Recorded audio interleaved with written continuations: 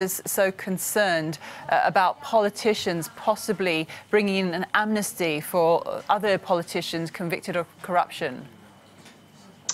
They're concerned for a very good reason. The government announced that they're considering this piece of legislation, which basically will grant a pardon for many offences, including corruption. And corruption is very high on the political agenda and civic agenda in Romania. So basically, the protesters just responded to the announced plans of the government. And those concerns are shared by the EU. We've been hearing from Jean-Claude Juncker. Yes, and he was not the only one.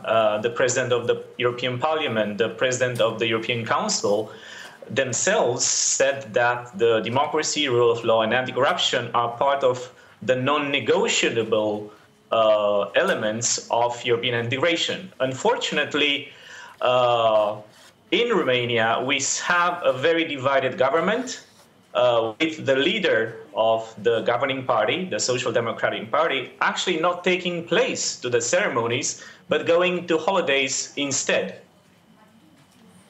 And there are lots of people in Romania who are very angry about the actions of the government. We've seen these repeated protests in Bucharest. And actually, it's been quite inspiring, hasn't it? Because it was partly these protests that helped to bring about these convictions. But are the people of Romania getting enough support from the rest of Europe? Well, Europe has a big problem right now in dealing with authoritarian governments. And the Romanian government, as well as the Hungarian and the Polish government, took steps and rolled back democracy. And EU has a structural problem, let's admit it.